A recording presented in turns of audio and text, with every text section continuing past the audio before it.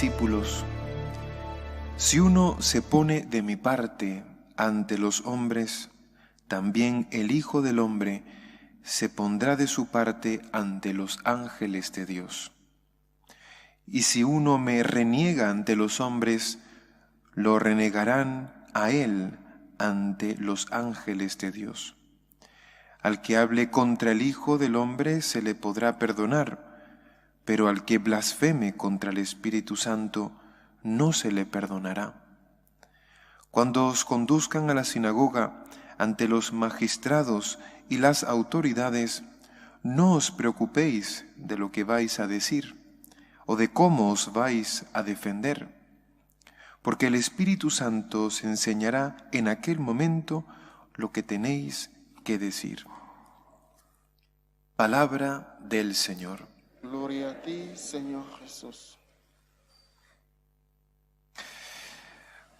Cuando el Señor Jesús se le aparece a San Pablo en el camino a Damasco, San Pablo escucha una pregunta: Saulo, Saulo, ¿por qué me persigues?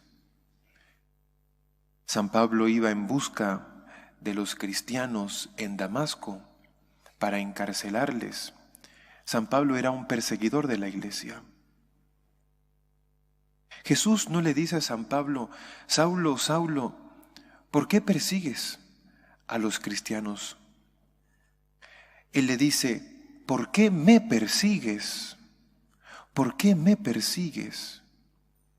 Como diciéndole: si persigues a los míos, me persigues a mí. Si haces daño a los míos, me haces daño a mí.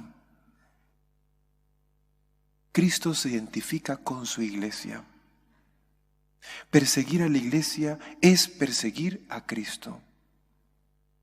Hacer daño a la iglesia es hacer daño al mismo Jesucristo, porque la iglesia es el cuerpo de Cristo. Cristo y la iglesia son uno, Cristo la cabeza, la iglesia su cuerpo. Y esto lo enseña perfectamente San Pablo en sus cartas. Somos el cuerpo místico de Cristo. Somos distintos a Cristo, pero somos uno en Cristo. Hoy en el Evangelio el Señor hace una promesa muy importante que nos interesa, y es que aquel que le defienda a Él delante de los hombres, Cristo mismo lo defenderá a Él delante de los ángeles de Dios. Cristo se convertirá en nuestro abogado si nosotros le defendemos. Si nosotros defendemos la iglesia, si amamos la iglesia, Cristo nos defenderá y será nuestro abogado en el día de nuestro juicio.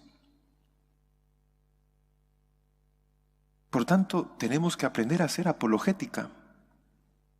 La apologética es la defensa de la fe, de la moral, de la iglesia.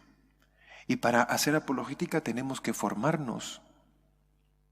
Tenemos que conocer bien lo que la iglesia enseña, los argumentos para refutar a los adversarios, para llevarlos a la verdad, para esclarecer sus dudas. Hacemos apologética. Esto lo hicieron los primeros cristianos, mucho en los primeros siglos, cuando el paganismo estaba extendido por todo el Imperio Romano. Los cristianos defendían a la iglesia con todos los medios disponibles. Ahí está Tertuliano, un gran apologeta del siglo II, si no mal recuerdo. ¿Qué tenemos que defender de la iglesia? Primero su doctrina. Luego también tenemos que aprender a defender, a anunciar las cosas buenas que hace la iglesia, que hay en la iglesia, que no todo en la iglesia es malo.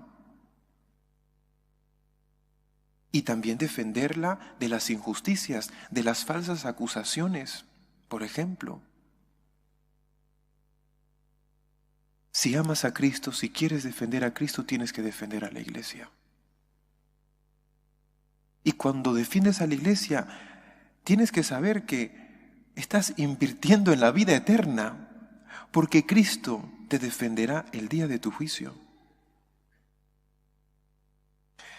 Bueno, pues que el Señor nos ayude a buscar las herramientas y a conocer bien los argumentos para defenderle a Él, defender a su cuerpo místico que es la iglesia.